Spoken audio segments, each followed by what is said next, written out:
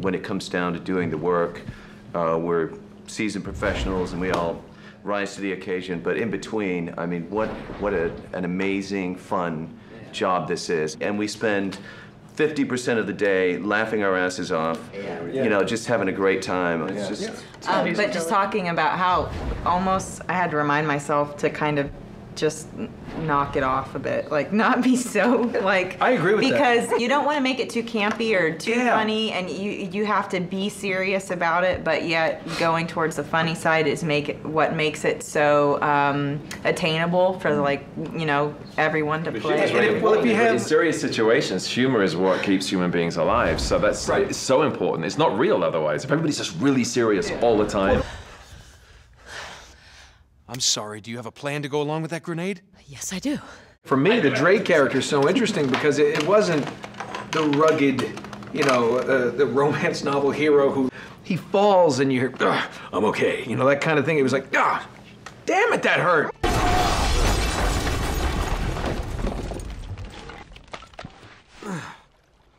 Well, I guess I'm not going that way. And that's a decision you guys have made from the beginning, which is, what kind of universe is this? Is it a universe where there's real pain? You hit someone, it hurts. If you don't make that choice and there's no consequences, then the audience isn't going to get invested in the characters because there's no stakes. Nothing's going to happen to them, then who cares? But in terms of the humor, because of our camaraderie, and I mean, I'm the biggest goof here, I know that, but there is Thank you. But I think you're right. I mean, sometimes, especially in the ADR, and if we just layer this thing with quip after quip after quip, it's going to become really old fast. It's like, all right, wise ass, keep moving. It's situational humor. It's between the characters. That's what works the best, as opposed to jokes. And it comes out of the relationship with the characters have with each other. And it can be something as simple as Richard adding in a God damn it, you know. Sully, kick her out and shut the door. We're safer in here. Just wait a goddamn minute. Hear her out. Because it's become this signature line that Sullivan does, but that was something that he brought, that he's not necessarily using that to be funny, but the humor came out of the characters that, you know, we embodied, and then it just through the rehearsals and the actual working on the stage together, it just kind of, the humor. It's a huge part of the casting. It became natural, you know what I mean? Everybody that we were hiring. But I'm not used to that. I'm used to the environment where everyone storms off to their trailer and, you know, there's big fights everywhere. And in this environment, I've kind of got two personalities now on a set. I've got the one where I'm working on Uncharted, where I'm actually having fun.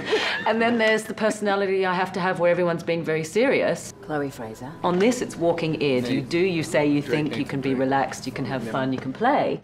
Can't do this without you, Drake. The hell are you? Steve, how about Flynn? Flynn always had that little element of sarcastic humor, which I really enjoyed, because he's a likable chap, Flynn.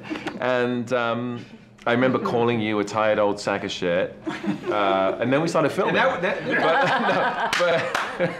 remember that? It was like, what was your full character's name? Victor Sullivan. Victor Sullivan, right. So I would go, Victor goddamn Sullivan!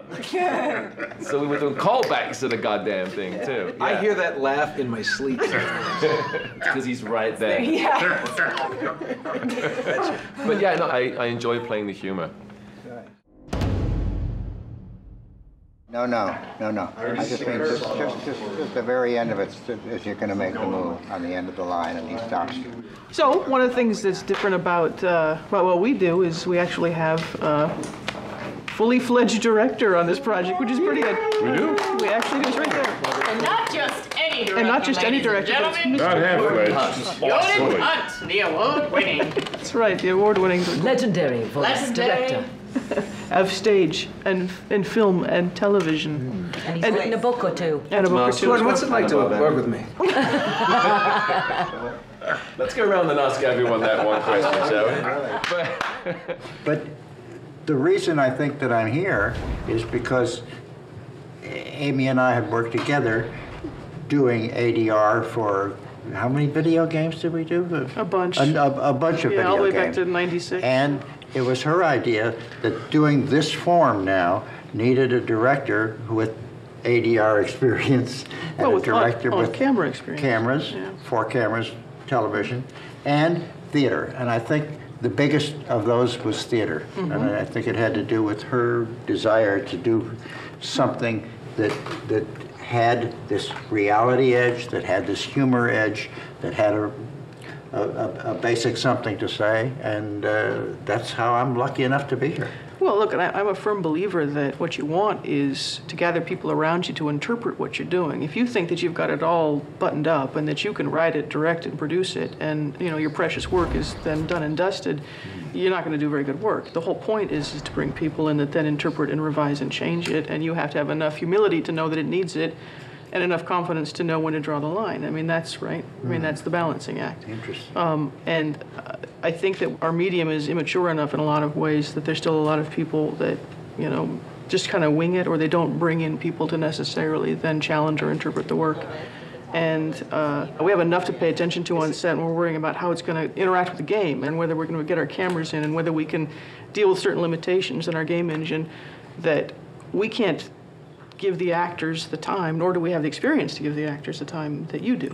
And in my mind, it's also just a gift to the actors to say, here's somebody who's only focused on you and what you need in your performance.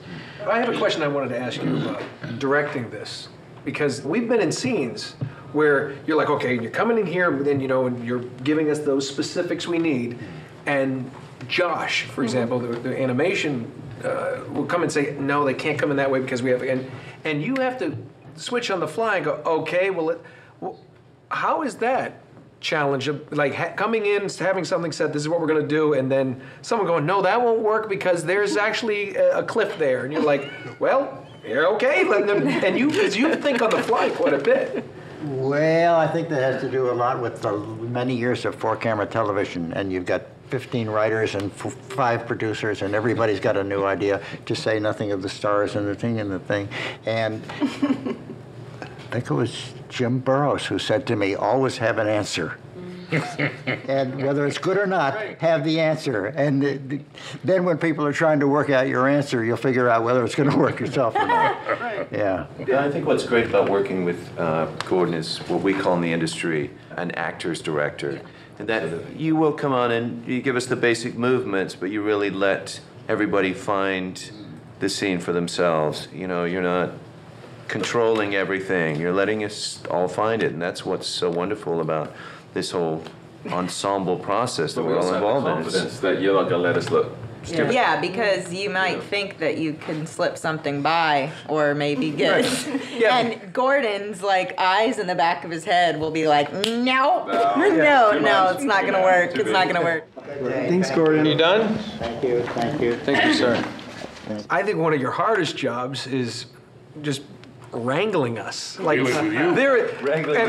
Maybe me, but literally just we can be having fun and just playing, and at some point he's like, all right, and he's able to rein it in and then get the performance that he wants. Yeah. I've worked with you for 13 years. I've never seen you get angry. I've never seen you lose your temper. I'm having too much fun. I know, and that's the thing. I'm stealing money out there and getting away with it.